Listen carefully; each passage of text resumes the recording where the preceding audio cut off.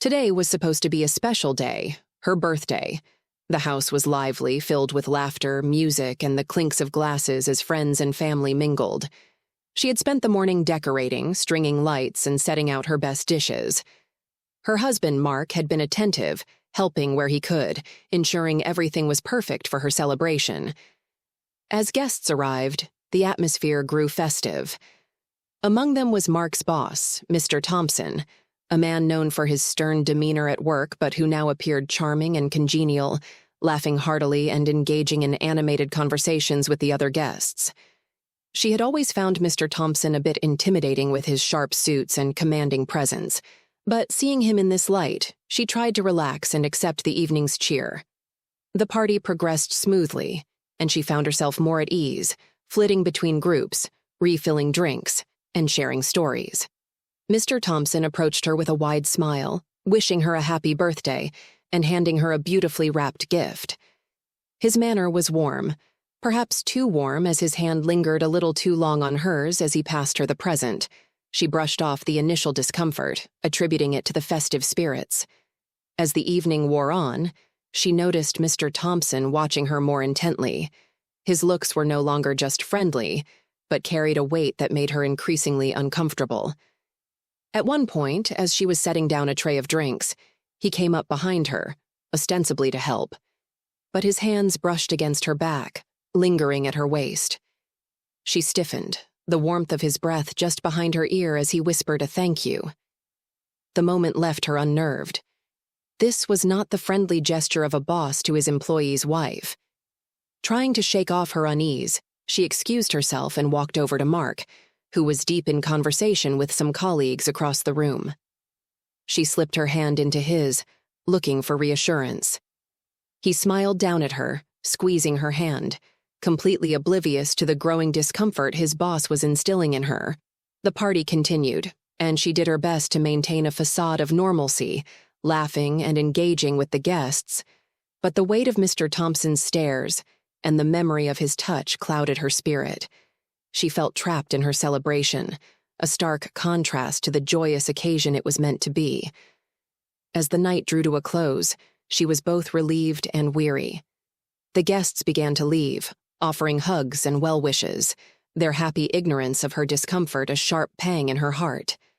Mr. Thompson took his time leaving, offering one last congratulatory remark to Mark, his eyes briefly meeting hers with a look that made her insides churn. Once the door shut behind him, the smile she had held all night faded, and the lights that twinkled around her seemed to mock her with their brightness. What was meant to be a celebration had left her feeling more alone than ever, even with her husband right there beside her. She couldn't shake off the discomfort from Mr. Thompson's earlier advances, and it seemed to intensify as the night went on. His behavior escalated from passing glances to more overt actions, each one making her feel more exposed and vulnerable. At one point, while she was picking up empty glasses, he cornered her under the pretense of helping. His proximity was overwhelming. His hand brushed against her arm and she recoiled subtly, the skin under his touch burning. "Relax. It's just a friendly gesture," Mr. Thompson whispered, his voice a mix of feigned innocence and underlying insistence. She managed a weak smile, pulling herself away under the guise of needing to attend to other guests. But her mind raced. Was she overreacting? No, his intentions couldn't be mistaken. She looked around for Mark, hoping for some form of escape or protection. When she finally found him, he was still engrossed with a group of friends, laughing and completely unaware of her distress. She approached him, her heart pounding, her voice barely a whisper as she told him she was feeling overwhelmed and needed to leave. But Mark, caught up in the revelry, barely glanced her way. "Just relax and try to enjoy the party. It's your birthday, after all," he said, brushing off her concerns without realizing the gravity of her discomfort. His casual dismissal stung, the divide between them growing. She felt a sinking feeling in her gut. Her husband, her partner, was supposed to protect her, but instead, he left her feeling isolated and trivialized. The rest of the evening passed in a blur. She moved mechanically, smiling and nodding, while inside, a storm of confusion and fear raged. Every brush against her skin, Every whispered compliment from Mr. Thompson was a violation of her space, her safety, eroding her sense of security bit by bit. She felt betrayed, not just by Mr. Thompson's disregard for her boundaries, but by Mark's indifference. The trust and safety she should have, felt in her relationship and in her own home during what was supposed to be a joyous celebration, were shattered. The party finally ended, but the impact of the night lingered long after the last guest had left. She was left with a deep sense of unease about Mr. Thompson's actions, her husband's nonchalant attitude, and her own doubts about whether she had the right to feel violated. The weight of the night pressed heavily on her, a burden she carried alone in the quiet aftermath of her birthday celebration. The house, once filled with laughter and music, now echoed with the silent echoes of her turmoil.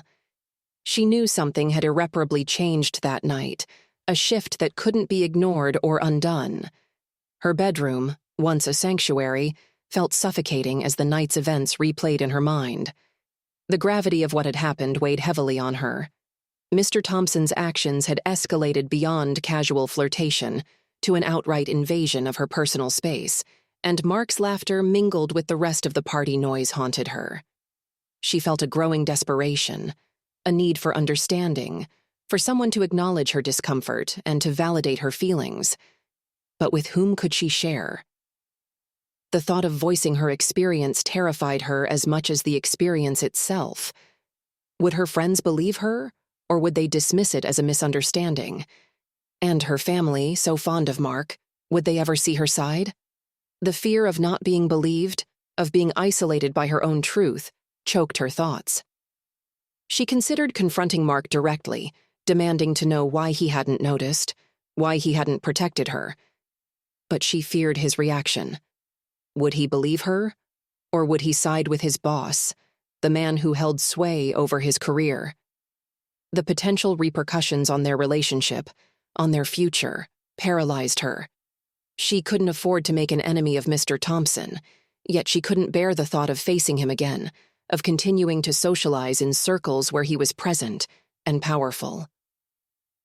As the house settled into silence, the isolation enveloped her. She felt utterly alone, disconnected from Mark, who slept undisturbed beside her. The bed they shared felt miles wide. She lay there, eyes wide open in the dark, the echoes of the evening circling like vultures. Every time she closed her eyes, she saw Mr. Thompson's smirk, felt his breath on her neck, his hands where they shouldn't be. The sense of violation was pervasive, contaminating her sense of safety in her own home. She rose from bed, a restless energy driving her to move, to escape the confines of her room, her bed, her own skin. The quiet of the house mocked her, the walls witnesses to her unraveling. In the dim light of the kitchen, she sat at the table, a mug of tea untouched before her, its steam the only movement in the stillness. Here, in the heart of her home, she felt a stranger, an intruder in her own life. The idea of the coming days, of continuing as if nothing had happened, filled her with dread. The thought of seeing Mr. Thompson again, of enduring his presence, made her stomach turn. And Mark, how could she look at him the same way, knowing that when she needed him most he had turned a blind eye, had failed to see her pain? In that dark hour of the night, she made a decision. She couldn't bear the burden alone anymore. She would confront Mark in the morning, would lay bare the events of the night, her feelings, her fears. She needed to know where he stood, whether he was her partner or just another person who wouldn't see her, wouldn't hear her. The resolve hardened in her, a cold comfort against the turmoil within. She wouldn't let the silence swallow her. She would speak, consequences be damned. The morning light did nothing to lift the heaviness that had settled over her. She sat at the breakfast table, her hands wrapped around a cup of coffee that had long since gone cold. The silence between her and Mark was palpable, a thick barrier made of unspoken words and unacknowledged truths. She knew this conversation would be one of the hardest she'd ever have to initiate. She started to speak, her voice faltering as she described the events of the previous night. The words felt alien, harsh as they hung in the air. She watched Mark's face for any sign of understanding, of solidarity. But as she recounted Mr. Thompson's actions, his face clouded with confusion, then disbelief. "How can you be sure you didn't misinterpret his actions?" Mark asked, his tone suggesting that her feelings were an overreaction. Her heart sank. This was what she had feared, her own husband questioning her perception, her reality. His doubt was a fresh wound, another betrayal. She tried to explain again, emphasizing how violated she felt, how real and threatening Mr. Thompson's actions were. But Mark's responses grew more defensive, protective not of her, but of his position, of his relationship with his boss.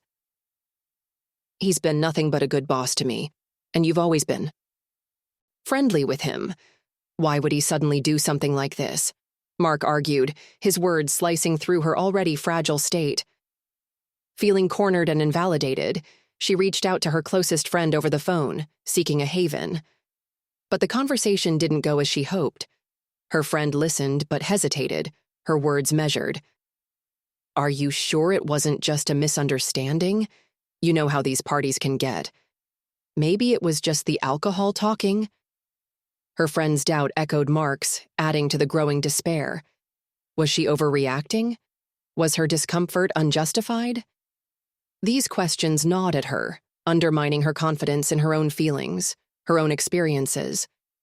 But deep down, she knew the truth of what had happened, the reality of her discomfort and fear. Left alone with her thoughts, she pondered her relationships. How could the people closest to her not see her pain? How could they choose doubt over support? The realization that she might be alone in this fight was chilling. The trust she had placed in her husband and friends felt misplaced now, their responses a revelation of their true priorities. She needed support, someone who would listen without judgment, who would believe her without condition. On a whim, she called a women's support hotline, her last reservoir of hope. The voice on the other end of the line was kind, understanding, and validating. For the first time since the party, she felt seen and heard. The counselor listened intently, offering words of comfort and practical advice. "Trust yourself," the counselor said. "You know what happened to you. You know how it made you feel. Don't let anyone's doubts dictate your reality." The conversation, though brief, planted the seeds of empowerment in her bruised heart. She hung up the phone feeling a tad stronger, a bit more resolved. She knew the road ahead would be difficult, fraught with challenges and possibly more isolation.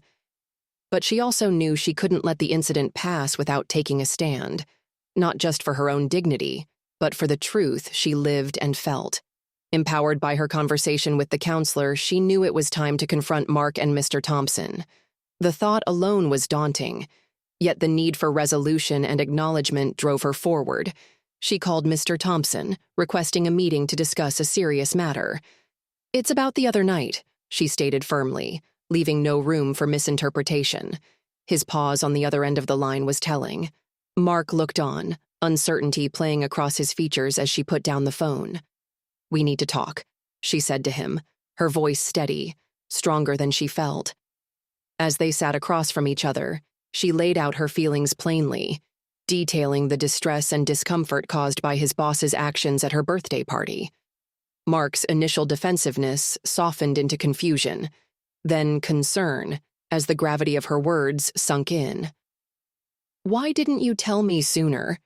he asked, a mixture of guilt and defensiveness in his tone. "I tried, but you didn't hear me. You dismissed my feelings," she replied, her words not accusing but factual, recounting the night's events and his reactions. The discussion was tense, fraught with the discomfort of confrontation, but necessary. She explained the impact of both their actions, Mr. Thompson's inappropriate behavior and Mark's dismissive attitude, had on her. When the day of the meeting with Mr. Thompson arrived, she felt a mix of nerves and resolve. The air was thick with tension as they faced each other. Mr. Thompson's demeanor was initially one of casual dismissal, but as she began to recount the events from her party, his casual smile faltered. She didn't hold back, detailing every interaction, every unwanted touch, and every discomforting glance. "I felt violated, in my own home, among friends and family. she declared, her voice unyielding. "Your actions were inappropriate and they crossed a line." Mr. Thompson shifted uncomfortably, his facade of control slipping.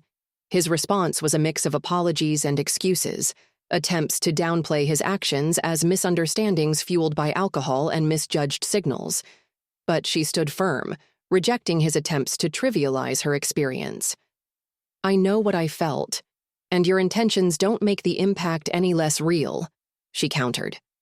His acknowledgement was reluctant, a grudging admission that his actions were inappropriate, coupled with a promise to maintain a more professional demeanor in the future. The confrontation, though emotionally charged, brought a sense of vindication. Mark, having witnessed the exchange, seemed to understand the seriousness of the situation for the first time.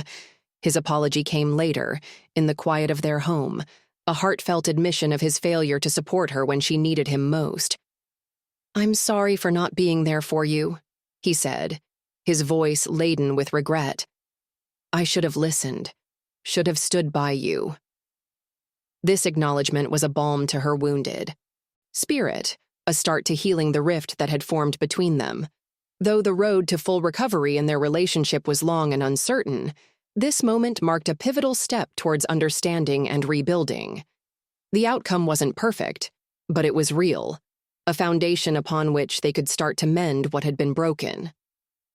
Feeling a renewed sense of purpose, she decided to seek legal advice to understand her options. The journey to the lawyer's office was a mixture of dread and determination, but she was resolved to explore every avenue for justice. Sitting across from the lawyer, she recounted her experience in detail, her voice steady, but her hands betraying her nerves as they fidgeted with the edge of her coat. The lawyer listened intently, nodding at intervals, his expression one of professional concern.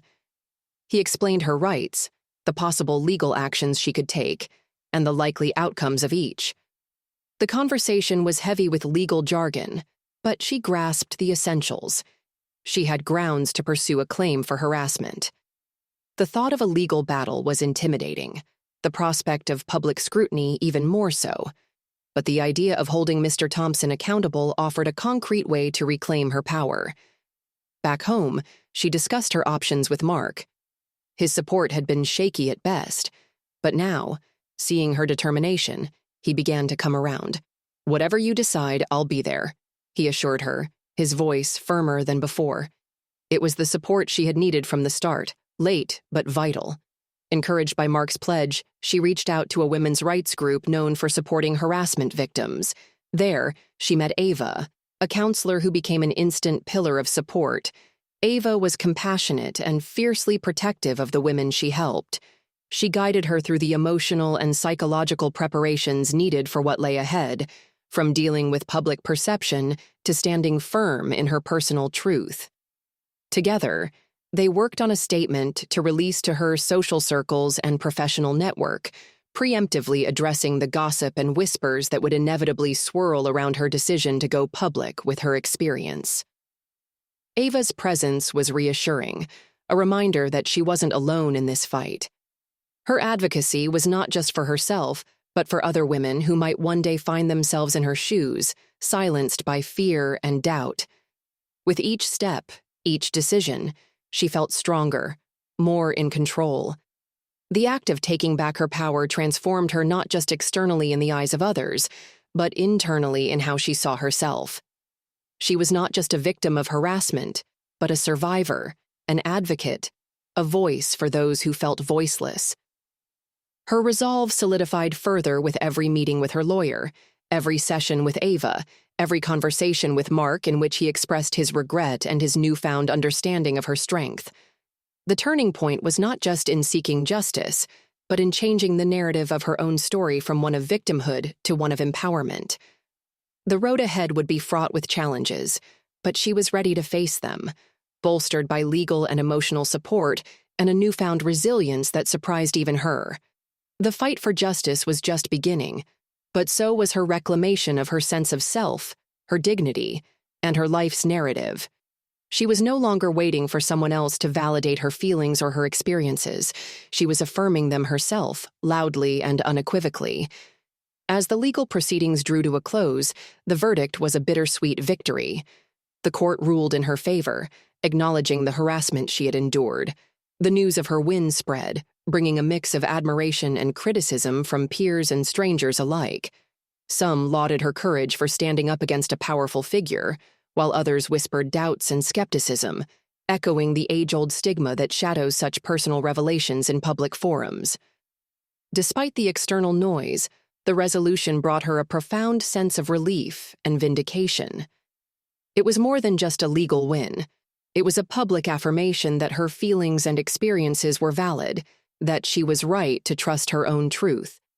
The judgment was a testament not only to her resilience, but also to the possibility of justice, even against formidable opponents. With the trial behind her, she found herself at a crossroads, contemplating her next steps. The experience had shifted her perspective on life and her role within it. She felt a strong pull to use her experience to help others who might be suffering in silence. She began to envision a future where she could offer support and advocacy for women facing similar battles, to be a voice for those who felt as she had, overlooked and unheard. She started by volunteering at the same women's rights organization that had supported her, speaking at events and participating in panels to educate others about harassment and legal rights. Her story, shared from the heart, resonated with many, drawing others to her cause and expanding her reach beyond her immediate community. Her advocacy work brought new purpose to her life, filling her with a sense of fulfillment that she had not found in her previous job. It was demanding, yet rewarding, and with each woman she helped, she healed a part of herself. Her journey had taught her that healing was not a moment but a continuum, and every day brought both challenge and opportunity. Her relationship with Mark had endured its own trials. The process had been a crucible, testing and reshaping their bond. In the end, they emerged closer, their partnership strengthened by a better understanding and respect for each other's vulnerabilities and strengths. Mark's support had become steadfast, his actions aligned with his promises, providing her with a foundation of trust and love from which to reach out and help others. Reflecting on her journey, she felt a mix of emotions: pride, relief, sorrow, and hope. She had traversed a path marked by obstacles and opposition, yet she had prevailed. Sharing her story now, she focused on the lessons learned, the importance of trusting one's instincts, the strength found in vulnerability, and the profound impact of advocacy. To those who might find themselves where she had been, she offered these words: "You are not alone, and your truth is your strength. There is a community here for you, ready to believe you, support you, and fight alongside you. Do not be afraid to speak up, to step out, or to seek justice.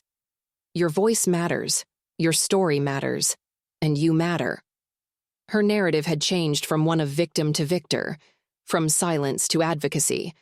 As she looked forward, she was determined to continue her work, driven by a desire to ensure that no one else would have to endure what she did without support. Her life had expanded to include new challenges, but also new joys and new strengths. The future was a landscape of possibility, and she was ready to meet it with open arms and a steadfast heart.